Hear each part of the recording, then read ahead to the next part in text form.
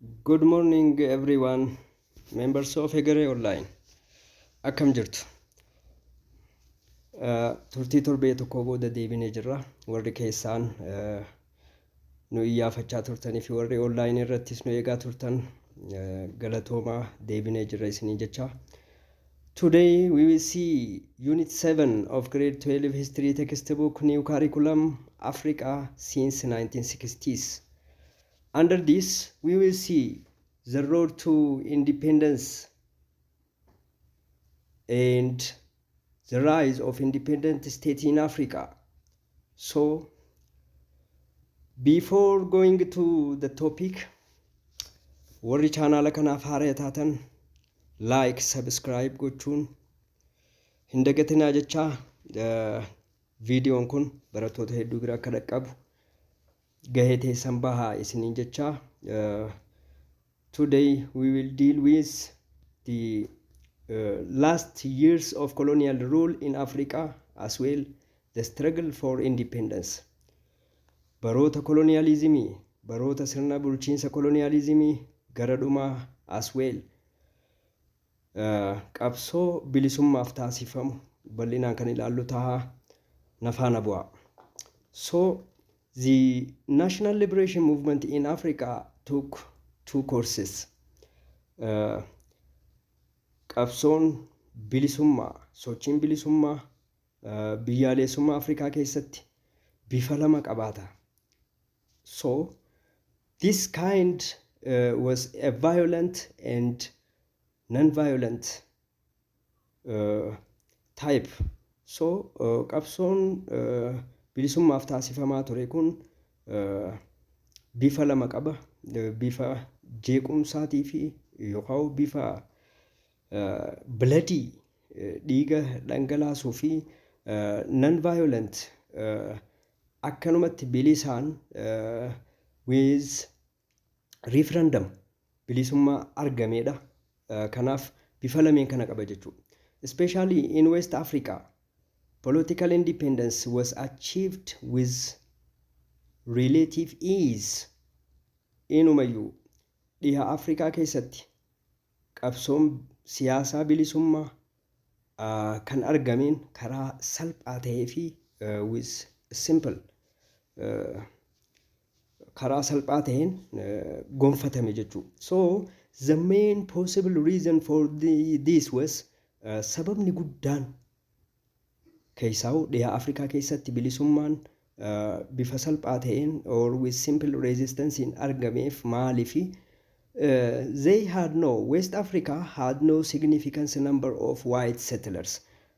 Qonnaan bultoonni adiin, settleroonni adiin West Africa keessatti hin jiran jechuun ni danda'ama. Yoo jiraatanis lakkoofsaan muraasa jechuudha. So Afrikaan dhiha white settleroota hin qabdu jechuudha. So white settleroonni kun especially gaafa kolonii san qonnaan bultoonni adiin Afrikaa tana keessa bal'inaan qubatanii jiran. So Afrikaatti qonnaan bultoonni hanga miliyoona tokkoo ol bal'inaan Afrikaa keessa kan qubatanidha. So qabsoon bilisummaa maal irratti hundaa'uudhaan bakka lama qoonna jechuudha. So violent fi non-violent jenne presence or absence of white settlers. Kanaaf bakkeewwan white settleriin jiran keessaa'u bakkeewwan white settleroonni jiran qabsoon bilisummaaf taasifamu violentidha jechuudha. So bakkeewwan or biyyoota white settleroonni keessa hin jirre keessatti qabsoon bilisummaaf taasifamu or bilisummaan non-violentidhaan kan argameedha jechuudha. Karaa lameen kana jechuudha. Moreover, the national movement in West Africa haa ta'uti qabsoon biyyaalessummaa keessaa'u nationalistii West Africa keessatti dhiha Afrikaa keessatti seenaa yeroo dheertuu kan qabu yoo ta'u relatively better experience akkasumas muuxannaa gaarii kan qabu that could enable them to provide leadership and facilitate the struggle for independence. Qabsoo bilisummaa kana hooggantummaa kennuudhaan as well qabsoon bilisummaa kun akka galma gahuuf deeggarsa qabsaa'ota bilisummaaf taasifamuuf kennu deeggaruu keessatti waan bareedaatu jira jechuudha. Experience yookaan muuxannaa bareedaatu jira jechuudha biyyoota dhihaa Afrikaa keessatti. So the nationalist agitation in British West Africa was rapid, especially strong in Gold Coast, present-day Ghana and Nigeria. Keessaa'uu kaka'umsi sosochiin nationalistoota jaalattoota biyyoota Afrikaa West Afrikaa British jala jiran keessaa'uu Gold Coast Gaanaa fi Nigeria keessatti baay'ee cimaa ture jechuudha. So in these two countries biyyoota lameen kana maaltu adda godha? The nationalist struggle qabsoon nationalistoota was led by two extremely capable and competent leaders, namely Nnamdi Azikiwe of Nigeria and Dr. Kwame Nkrumah of Gold Coast, present-day Ghana. Namoota jajjaboo lameen kanaan namoota jajjaboo Awurooppaatti baratan, especially United States of Americaatti baratan namoota jajjaboo liidaroota jajjaboo lameen kanaan kan hoogganamanidha jechuudha. So both were educated in USA, Americaatti baratan, and returned to their countries in 1930s and 1940s respectively. Bara 1930mootaa fi 40moota keessa gama biyyaatti deebi'an jechuudha. So between 1945 and 54 bara 1945 kaasee waraana addunyaa lammaffaa booda jechuudha hanga bara 1954tti bitter clashes were observed between the African nationalists mainly in Gold Coast and Nigeria. Haa ta'uuti qabsoon hadhaawaan yookaan waraanni hamaan nationalistoota achi keessa jiranitti biyya Gaanaa fi Nigeria keessa jiraniin gaggeeffamaa ture jechuudha. So the nationalists of Gold Coast accused British officials of trying to keep their rule in West Africa, especially nationalistoonni present-day Ghana keessa jiraatan Biriiteenota hangawoota Biriiteen wanni yakkaniin maalii fi British sirna bulchiinsa isaanii Afrikaa dhihaa keessatti itti fufsiisuudhaaf keessaa'u by claiming to train Africans in the management of modern states. Afrikaanota sirna bulchiinsaa leenjisuudhaan Afrikaanota sirna bulchiinsa kolonii kan fooyya'aa ta'e keessatti makuudhaaf yaaliin isaan godhan kana nationalistoonni Gold Coast komatan jechuudha. So komachuu bichaami haalaan morman jechuudha.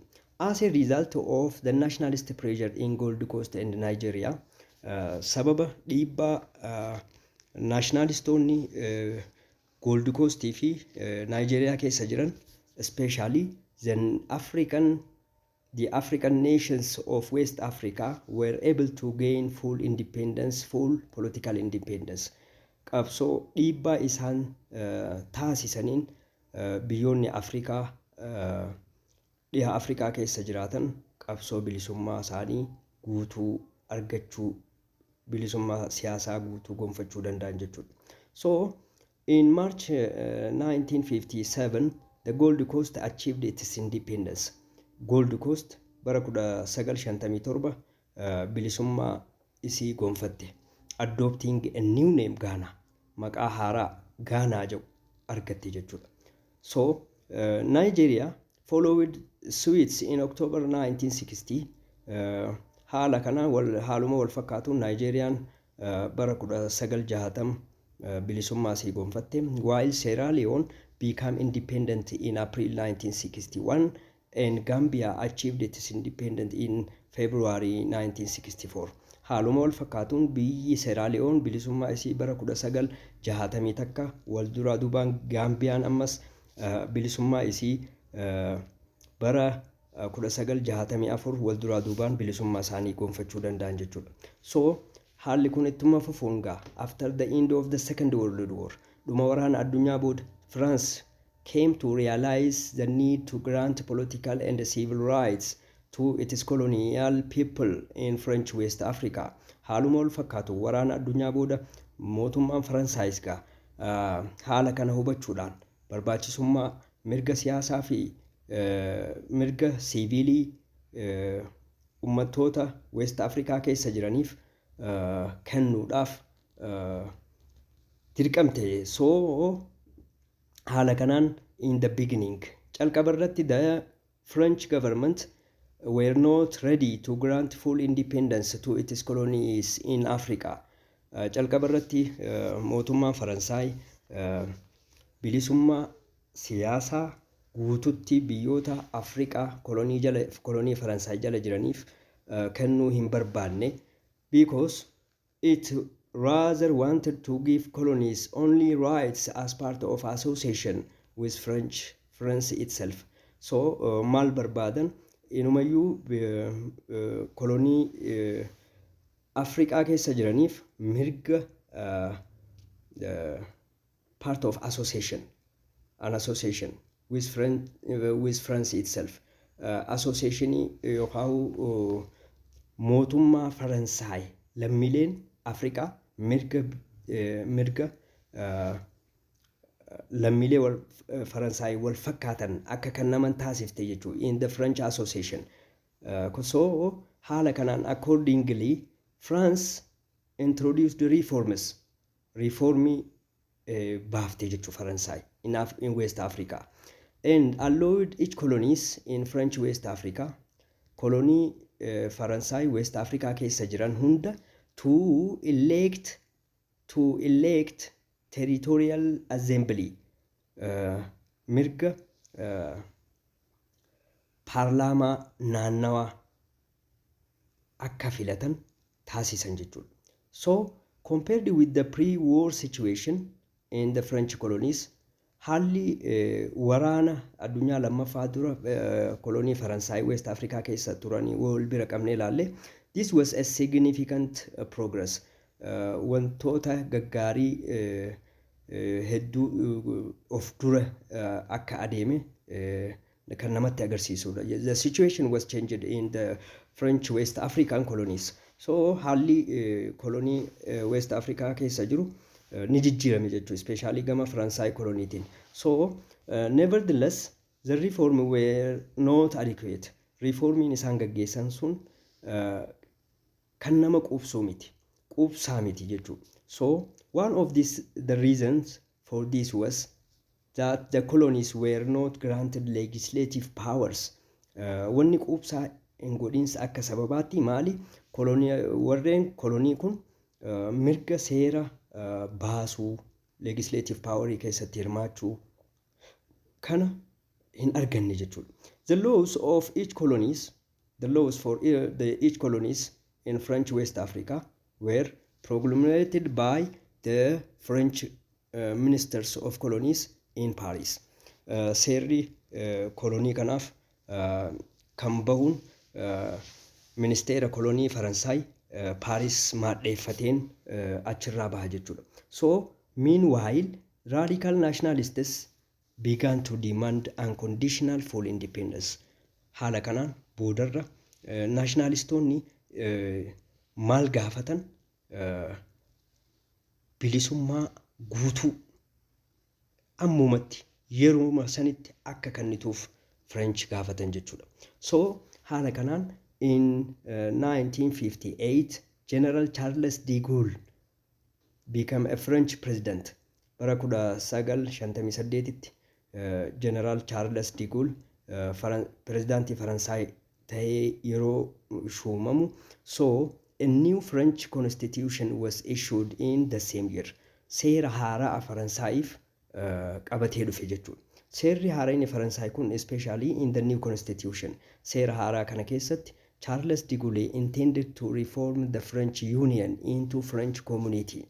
French Unioniin akka gara French communitytti geeddaramuuf karoorfate jechuudha. So gara sanitti transform gochuun especially maal gochuu fi warreen kolonii kana satisfy gochuuf jechuudha. So it was planned wanni akka karooraatti karoorseef that each colonies in French West Africa would hold a referendum. Koloniin French West Africa tahan hundinuu referendumii akka gaggeessan seera kana keessatti haa'e jechuudha. So referendumii kanaan they were chosen between voting yes. Referendumii kanaan yes warreen filatan and become autonomous republic within the French community. Community Faransaay keessatti bilisummaa yookaan autonomous republic ta'anii socho'u jechuudha biyyoonni kolonii West Africa French West African colony. So yes warri filatu French community miseensa French community ta'ee autonomous dhimma keessaa irraan seentu jechuudha. So haala kanaan yesii warreen filatan jiru jechuudha. And or voting no warri no filatu and become immediately independent outside the French community. French community ala baheeti bilisummaa isaanii battalumatti argatu jechuudha warri no filate. So according to the de Gaulle's akka Charles de Gaulle jedhutti especially those who choose no warri no filatu referendumii kana keessatti no filatu would lose French economic and technical assistance. Gargaarsa diinagdee fi teeknikaa Faransaay kennituuf ni dhabu jechuudha warri no filatu. So haala kanaan the economies of French West African colonies were highly dependent on French assistance. Sababni guddaan yaada kana kaasaniif diinagdeen biyyoota Afrikaa lixaa kolonii Faransaay jala jiran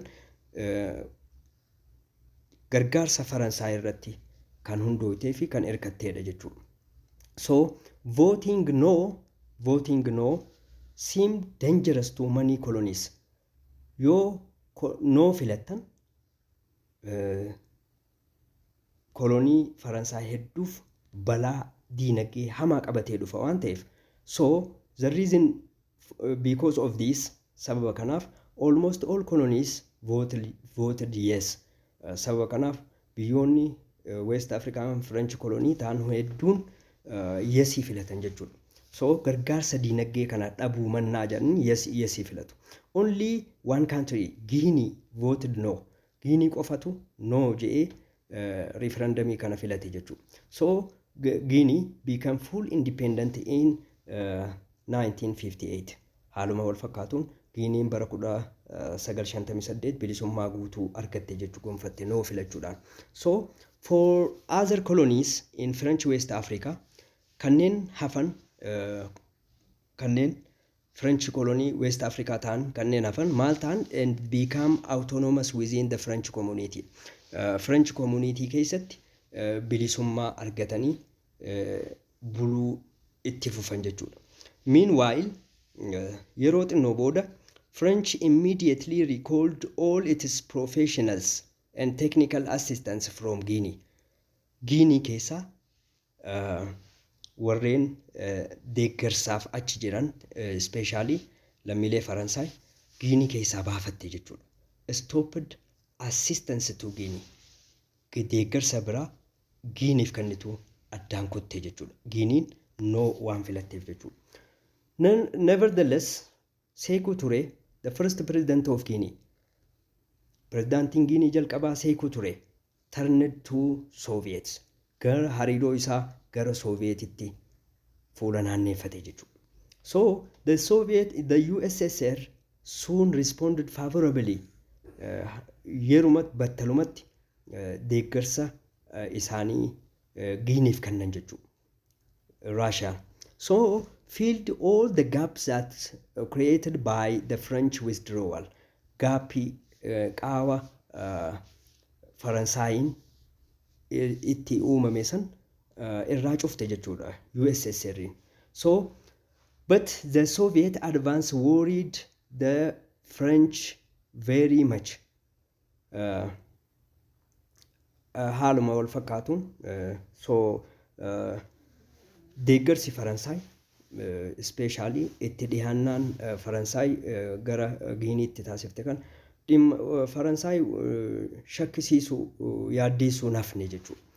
At the same time, leaders of other colonies in French West Africa began to demand full independence. Bifuma wal fakkaatuun hooggantoonni kolonii biraa kanneen French West Africa keessa jiraatan bilisummaa guutuu gaafachuu calqaban jechuudha. So by November 1916 bara 1960 all French West African colonies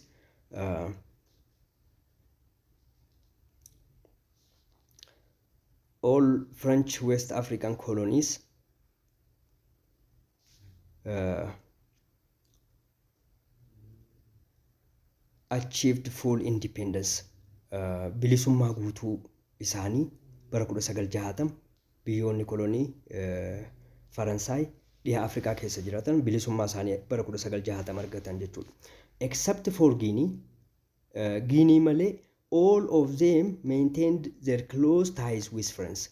Guinea malee eega bilisummaa gonfatanis biyyoonni kunneen hedduun isaanii hariiroo cimtuu Faransaay wajjin ijaarratan jechuudha. There were Cameroon. Jarri kunneen biyyoonni kunneen Cameroon, Togo, Dahomey, now Benin, Niger, Upper Volta, now Burkina Faso, Ivory Coast, Ghana, Ivory Coast, Chad, Ubang Shari, Central African Republic, as well, Middle Congo, Republic of Congo, Brazzaville, Gabon, Senegal, French Sudan, that is Mali and Mauritania. Biyyoonni bilisummaa basaanii bara 1960 Faransi jala argatan biyyoota Afrikaa dhihaa kanneen amma maqaa isaanii armaan olitti himne kana jechuudha. So the year 1960 barri 1960 in Africa is commonly known as Africa Year. The bara Afrikaa jaameeti beekama because 17 French colonies achieved their independence in that year. Koloniin Faransaay 70 bilisummaa isaanii argatan jechuudha. Gonfatan. So in colonies where there were many white settlers, iddoowwan kolonii bakkeen warreen adiin qonnaan bultoonni adiin qubatanii jiranitti the colonial powers were not willing to grant independence easily. Iddoowwan warri adiin qonnaan bultoonni adiin qubatanii jiran kanatti bilisummaan or independencein akkanumatti bilisaanii miti ka kenname jechuudha. So the peoples of the area ummanni naannoo kana jiraatan with mainly white settlers baay'ina warra adii ta'an had to wage armed struggle qabsoo hadhaawaa gaggeessuu dirqama isaanii ture jechuudha. So in this regard karaa kanaan especially we can take the case of Algeria. Algeria fudhachuu dandeenya jechuudha. Bakkee white settleriin bal'inaan jiran keessaa tokko Algeria dha jechuudha. So which has been the French colony since 1830s. Bara 1830 irraa kaasee kolonii Faransaay turte jechuudha. Algerian. The French administered Algeria as part of France. Faransaay Algeria ka bulchite akka bulchiinsa takkaa'oo akka paartii yookaan qaama Faransaayitti bulchite jechuudha. In Algeria, there were a large number of white settlers known as colons or colonists. Algeria keessa qonnaan bultoota adii yookaan settleroota white settleroota adii hedduu kanneen lakkoofsaan baay'ee ta'an maqaan isaanii colons jedhamuutu hedduminaan jiraate jechuudha Algeria keessa. So in 1960 bara 1960 the number of white settlers living in Algeria was around 1 million. Algeria qofa keessa warreen adii miliyoona takka ta'antu jiru jechuudha. So these white settlers used to consider Algeria as part of France. Algeria akka qaama Faransaayitti godhaniitu yaadu turan jechuudha. So until the end of the Second World War, haga dhuma waraana addunyaa lammaffaa, many of Algerian elites, Algerianonni warreen baratan, including Farhat Abbas fan, considered Algeria as part of France. Algeriyaan qaama Faransaay jedhaniiti yaadu. So fudhachiisanii jiran jechuu uummata. Nevertheless, the enthusiasm shown for French nationalism began to decline. Fedhiin jaalalli isaan Faransaayif qaban, jaalalli biyyaa isaan Faransaayif qaban hir'achaa dhufe jechuudha. Farhat and others began to demand independence. Farhatii fi jaallawwan isaa kanneen biraatis bilisummaa gaafachuu eegalan jechuudha. But the colons fought to resist the struggle for Algerian independence. Haa ta'uti warri adiin Algeeriyaa keessa qubatee jiru especially qabsoo bilisummaa Algeeriyaa tan taasifamuu tan dhuma itti godhuudhaaf dura dhaabbannaa cimaa taasisaa turan jechuudha. So therefore the Algerian freedom fighters warri bilisummaa Algeeriyaatiif qabsaa'onni bilisummaa Algeeriyaa had to fight one of the bloodiest war of independence. Qabsoo hadhaawaa dhiiga dhangalaasaa qabsoo hadhaawaa bilisummaaf taasifamu weeraruutu kanaaf of qopheessuutu isaan irra jiraate jechuudha. Not only against the French government. Mootummaa Faransaay, kolonii Faransaay jalaa bahuu qofa osoo hin ta'in, but also the white settlers in Algeria. Waraana lama weeraran jechuudha. Tokko mootummaa Faransaay, kolonii Faransaay jalaa bahuuf weeraran, lammaffaa white settleroota weeraran jechuudha. Weeraruutu isaan irra jiraate jechuudha. So the Algerian War of Independence began in November 1954. Qabsoon bilisummaa Algeeriyaa yookaan waraanni bilisummaa Algeeriyaatiif taasifamu November bara 1954 kan eegale yoo ta'u, the leaders of Algerian War of Independence were mainly the former soldiers of French army and the Algerian of peasant origins. Warreen hidda dhalata Algeeriyaa qonnaan bultoota qaban as well waraana Faransaay keessa tajaajilaa turaniitu qabsoo bilisummaa yookaan waraana bilisummaa Algeeriyaatiif taasifamu hooggana jechuudha. Sirnaan beeku keessa beeku jechuudha. One of the leaders of the struggle for independence was Bin Bella, Ahmad Bin Bella. Bin Bellaan hooggantoota kanneen keessaa isaan tokko jechuudha. Most who eventually became the first president of independent Algeria. Prezidaantii jalqabaa erga Algeeriyaan bilisummaa argattee gonfattee prezidaantii jalqabaa kan ture Ahmad Bin Bellaadha jechuudha. Bin Bella and his followers first set up an organization called the Revolutionary Committee for the United and Action to Fight for the Independence. Yeroo jalqabaa organizationii dhaabbata Revolution Committee jedhu Committee for Unity and Action jedhu qabsoo bilisummaatiif weeraru hundeessan jechuudha. So this organization later changed its name into organization kun maqaa isaa gara National Liberation Front jedhutti jijjiirrate jechuudha. FLN jedhutti jijjiirrate. Soon the FNL became very strong. Battaluma FLN cimaa dhufeen mainly because of the financial support sababii deeggarsa maallaqaa guddaa it received from Egypt irraa argatuun as well Morocco, Tunisia and Arab League biyyoota kanneen irraa deeggarsa maallaqaa cimaa argataa ture jechuudha. So by 1956 the FLN had started itself in Algeria.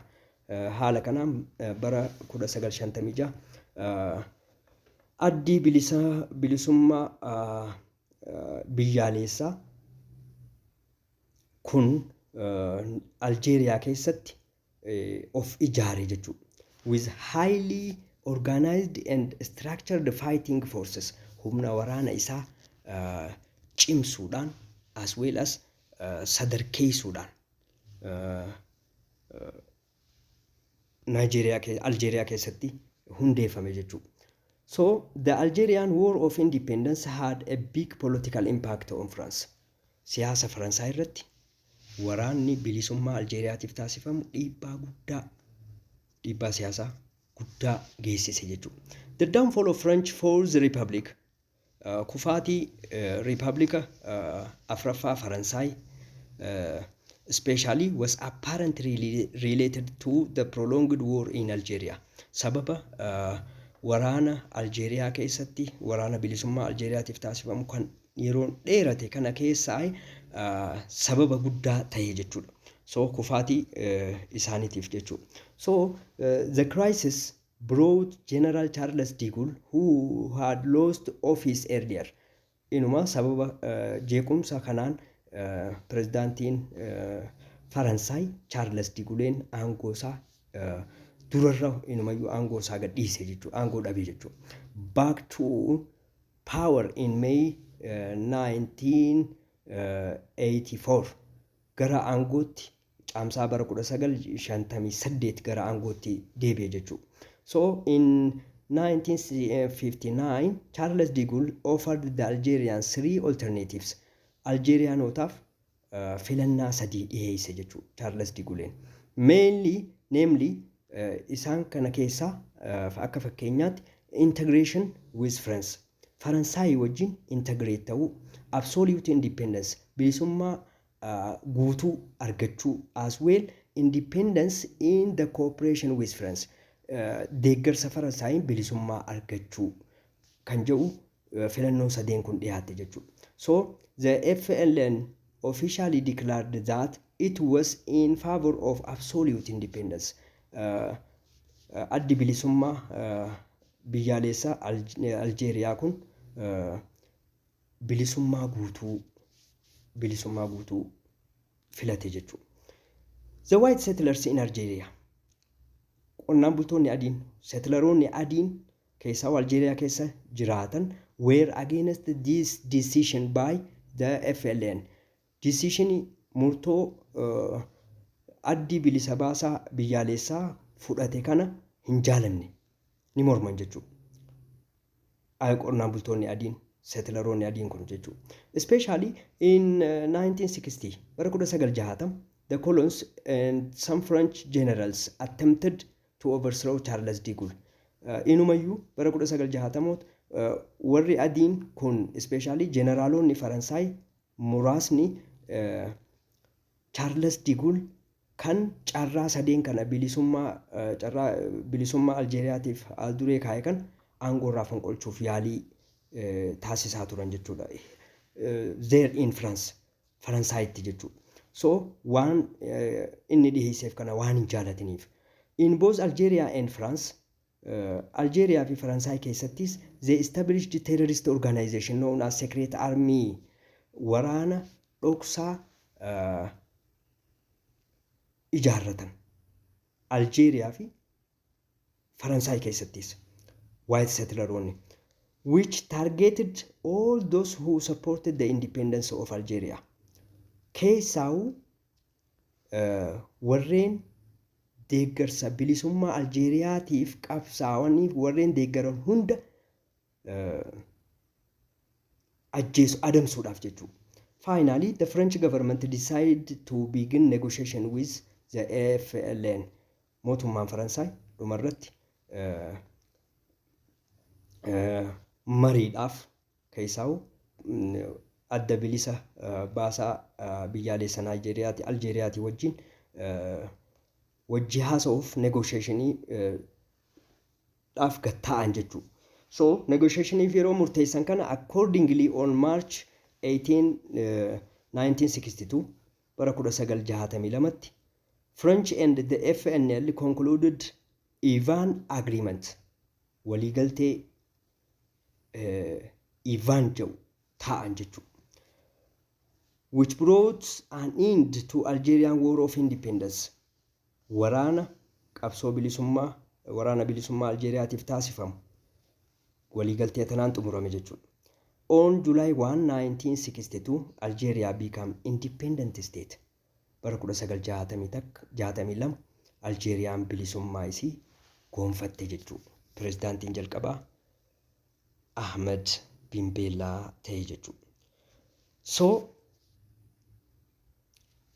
next we will see the politics in independent African states. Bal'inaan siyaasa biyyoota Afrikaa kanneen bilisummaa bahanii bal'inaan kan ilaallu ta'a. For today is enough. Haga dhumaatti waan hordoftaniif galatoomaa.